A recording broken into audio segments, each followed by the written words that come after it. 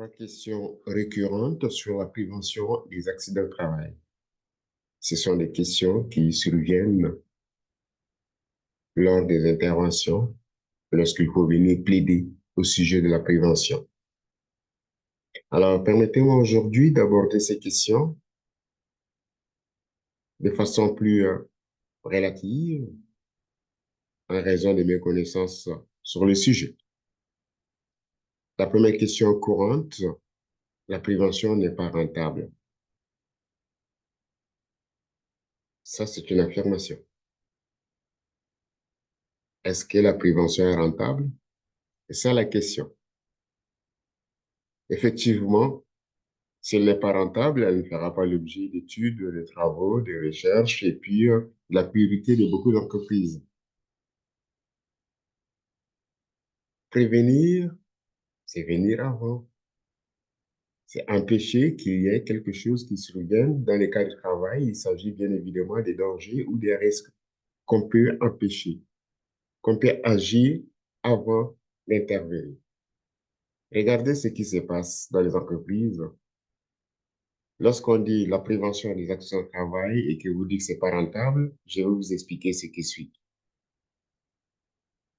Lorsque vous mettez en place tous les mécanismes de prévention légaux, lorsque vous mettez en place différents outils et que vous permettez à vos employés de s'approprier la prévention des accidents de travail, la vie est belle, votre entreprise fonctionne bien, elle est productive.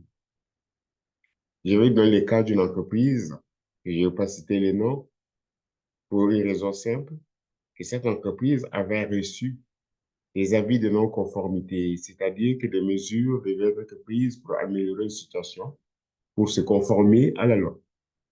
Donc, ce n'était pas une question de rentabilité en ce moment, parce qu'ils ne voyaient pas pourquoi ils devaient investir. Figurez-vous que cette entreprise, même pas 2 ans après, a pris feu. Elle a explosé. Elle est partie en fumée. Maintenant, je vous demande de comparer les coûts attendus pour se mettre en conformité. Donc, il y a 3 avis de l'inspecteur. Et tous les coûts occasionnés par l'explosion. Une dizaine de blessés, une dizaine de, j'ai dit une dizaine de blessés, une dizaine de personnes décédées, une cinquantaine de blessés, un bâtiment flambant neuf parti en fumée. Voilà la réalité. Et c'est partout sur les 5 continents qu'on trouve ce genre de situation. Démontrez-moi que la prévention n'est pas rentable. Deuxième point, la prévention n'est pas prioritaire. Oui, elle est similaire à la première, mais en ce sens que là, on le sait. On sait que la prévention est importante, mais pour l'entreprise, ce n'est pas prioritaire. Je vais vous expliquer un cas concret. Un représentant d'une entreprise participe à une formation. À l'issue de la formation, reçoit un plan, donc une feuille de route qu'elle décide de déployer dans son entreprise. Sa hiérarchie lui dit, excellent travail, bonne idée, on va y réfléchir parce que ce n'est pas une priorité pour le moment. Ce qui signifie qu'il y a d'autres choses qui doivent passer avant. L'entreprise mise sur le coup et donc la prévention n'était pas prioritaire en ce moment. Moins de 3 mois, qu'est-ce qui est arrivé? Un employé fait un accident. L'agence responsable du régime de santé et sécurité au travail l'oblige à réparer et à payer ses cotisations. Conséquence, des centaines de mille sorties de l'entreprise avec un employé en moins, 3 mois à la maison, donc à combler. Et c'était l'unique expert de la machine qui est parti. Donc tout a été bloqué jusqu'à ce qu'on trouve des remplaçants ou qu'on sous-traite. Alors, analysez tout cela.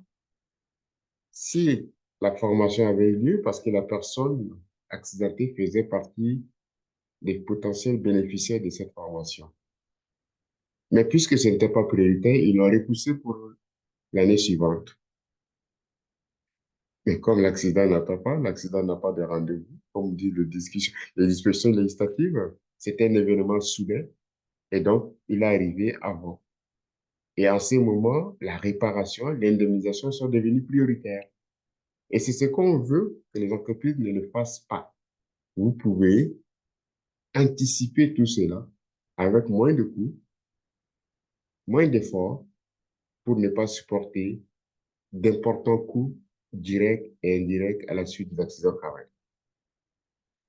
Troisième question, pour en finir, dans le domaine de santé et sécurité au travail, dans la prévention et globalement de la santé et sécurité au travail, il y a trop de règlements et de lois, donc ça ne nous intéresse pas, les règles, il y en a beaucoup.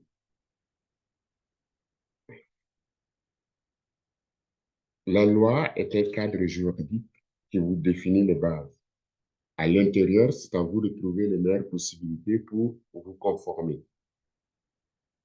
Lorsque vous circulez sur l'autoroute, on vous dit 60 minimum, 100 maximum. Arrangez-vous à circuler dans cet espace. C'est tout ce que la loi vous dit. Si vous faites 65, personne ne va vous sanctionner. Si vous faites 70, personne ne va vous sanctionner. Si vous partez 80 à l'heure, personne ne va vous sanctionner. Si vous partez 99 à l'heure, personne ne va vous sanctionner. Mais curieusement, beaucoup de gens dépassent les 100. Vous voyez, la loi a fixé un cadre, on ne l'a pas respecté.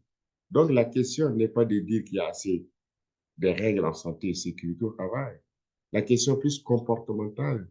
Quel est mon comportement, mon attitude en tant qu'employé ou employeur face à la législation? Donc, ce que je veux dire là, dire que la SST comporte beaucoup de règlements, c'est une question de perception. Merci beaucoup pour votre attention. Aujourd'hui, il a été essentiellement question de répondre à trois questions sur la prévention. La première, est-ce que la prévention est rentable? La deuxième, est-ce que la prévention, pourquoi la prévention n'est pas parfois prioritaire? Et troisièmement, semble-t-il qu'il y a trop de lois, trop de règlements, trop de règles en santé et sécurité au travail et que c'est là un combat. Merci pour ce partage d'expérience. Vos commentaires sont les bienvenus.